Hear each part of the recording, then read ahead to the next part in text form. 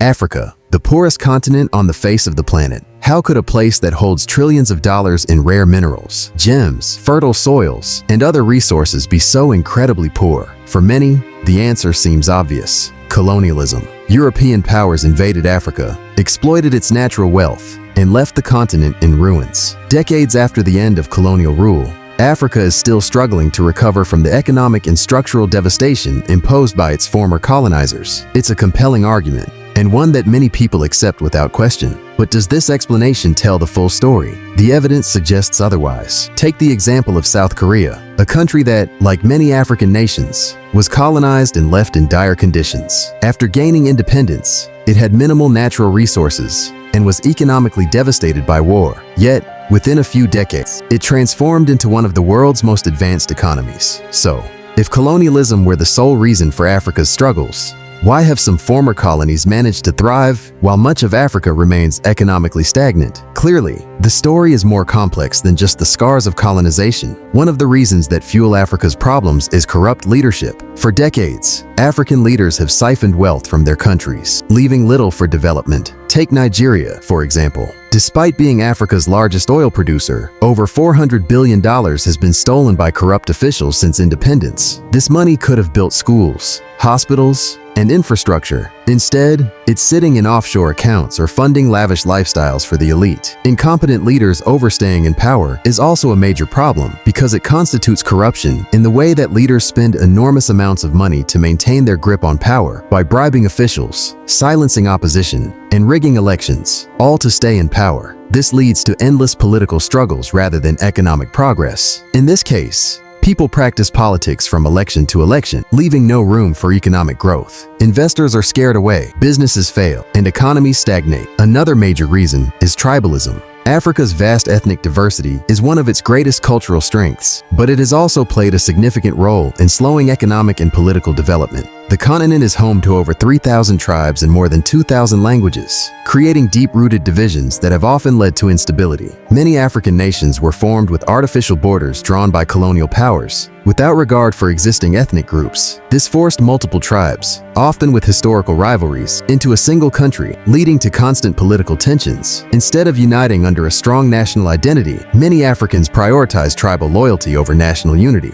This weakens governments and often leads to corruption, as politicians appeal to tribal affiliations rather than national interests. Furthermore, tribal divisions have fueled numerous conflicts across Africa. Countries like Rwanda, 1994 genocide, Nigeria, Biafra War, Sudan, Darfur conflict, and Kenya, post-election violence, have all suffered from ethnic-driven violence. These conflicts drain resources, disrupt economies, and make foreign investors hesitant to do business in unstable regions. Following that, Africa lacks regional economic integration too. African countries trade more with Europe, China, and the US than they do with each other. One reason is that tribal and ethnic divisions limit trust and cooperation between neighboring nations. Economic blocs like the European Union thrive because of shared languages and cultures, while Africa struggles with internal divisions that make regional economic unity difficult. Another issue is that African governments don't care for their youth population. Nothing is seriously put to help the youth. Yet Africa is home to the world's youngest population, with over 60% of its people under the age of 25. This could be a powerful advantage, a driving force for innovation, economic growth,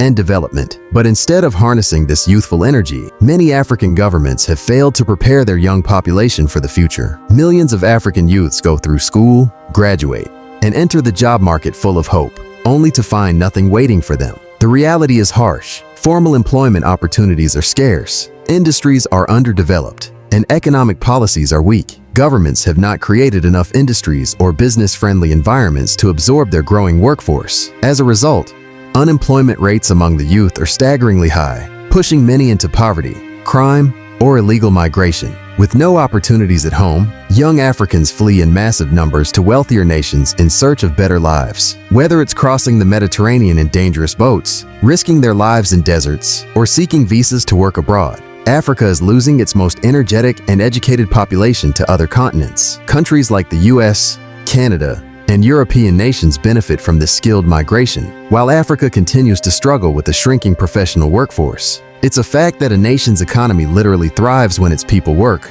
produce, and innovate. But when the majority of a country's youth are either jobless, underemployed, or forced to leave, economic stagnation becomes inevitable. Businesses don't grow because people don't have disposable income. Governments collect less in taxes because fewer people earn salaries. This creates a vicious cycle where poverty persists and development remains out of reach. An idle youth population is a ticking time bomb. Frustrated, disillusioned, and desperate, many young people turn to crime, drug abuse, prostitution, cyber fraud, and even violent extremism. Others engage in protests, riots, and political unrest, leading to further instability. Another problem is that Africa is not objectively independent. While African nations have their own territories, flags, and national anthems, true independence goes beyond symbolism. Political sovereignty means little without economic, energy, and technological sovereignty. And in these areas, Africa remains deeply dependent on external powers. Take the African Union, AU, for example.